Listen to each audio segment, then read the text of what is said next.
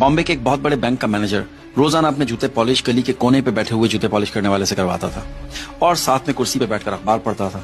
एक दिन सुबह जब वो अपने जूते पॉलिश करवा रहा था तो पॉलिश करने वाले आदमी ने उससे पूछा कि साहब आजकल स्टॉक एक्सचेंज का क्या हाल है।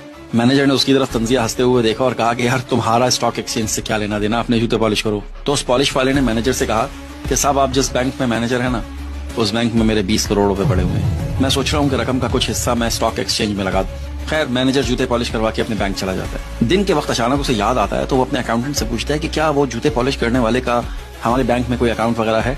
अकाउंटेंट कहता है जी सर, वो हमारे मौजूद कस्टमर हैं, उनके अकाउंट में 20 करोड़ रुपए पड़े हुए हैं। मैनेजर बहुत हैरान होता है। अगले दिन सुबह जब मैनेजर दोबारा उससे जूते पॉलिश करवाने जाता है तो उससे पूछता है कि आपका नाम क्या है। जूते पॉलिश करने वाला कहता है परवेज पॉलिश वाला। मैनेजर उससे कहता है कि मिस्टर पॉलिश वाले, मैं आपको अपने बोर्ड की मीटिंग में अगले हफ्ते मेहमान खसूसी बुलाना चाहता हूँ। मैं चाहता हूँ कि आप उस मीटिंग में हमें अपनी जिंदगी की कहानी सुनाएं। पॉलिश वाला मैनेजर को हैरत से देखता है और फिर कहता है ठीक है। मीटिंग स्टार्ट होती है। मैनेजर बोर्ड मेंबर से पॉलिश वाले का तारुफ करवाता है और फिर उसको मधु करता है कि आप अपनी कहानी शुरू करें। तो पॉलिश वाला अपनी जिंदगी की कहानी बयान करते हुए कहता है कि 30 साल पहले अपनी जवानी में मैंने और मेरे भाई ने केरला से बम्बई हिजरत की। हम बहुत गरीब थे, भूख और थकन से चूर हम काम की तलाश में थे, लेकिन काम नहीं मिला। अचानक से मुझे और मेरे भाई को फुटपाथ पे से एक सिक्का मिला। हमने उस सिक्के से कुछ सेब खरीदे। हमारे पास 2 रास्ते थे, इन सेबों को खाकर अपनी भूख मिटा लें या फिर इन्हें बेचकर कारोबार करें। मैंने सेब बेचने का फैसला किया, लेकिन मेरा छोटा भाई मुझसे इख्तिलाफ करता रहा। हमारे दरमियान कुछ बहस हुई और उसके बाद वो मुझे छोड़कर चला गया। मैंने वो सेब बेचे और उन पैसों से मजीद सेब खरीदे।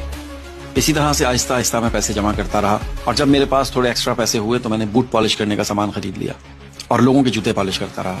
मैंने बहुत किफायतशारी से जिंदगी गुजारी। तफरीह या कोई बुनियादी जरूरत पे किसी किस्म का कोई पैसा खर्च नहीं किया। एक रुपया बचाया। कुछ अरसे के बाद यहाँ कोने पर मैंने एक छोटी सी दुकान ले ली और उसमें लोगों के बूट चमकाता रहा और मैंने किफायतशारी से जीना जारी रखा, हर मुमकिन बचत की। तकरीबन 3 माह पहले मेरा छोटा भाई वो जो मुझसे 30 साल पहले बिछड़ गया था, वो केरला में इंतकाल कर गया और मेरे लिए 20 करोड़ रुपए छोड़ गया। ये मेरे लिए जिंदगी की सबसे हैरानकुन बात थी। लेकिन इससे भी बड़ी हैरानगी मुझे इस बात पर हुई जब आपने ये समझा कि मैंने 20 करोड़ रुपए जूते पॉलिश करके कमाए। इस कहानी को आपने भी बड़े गौर से सुना और कहते हैं कि गौर से सुनना, देखना, पढ़ना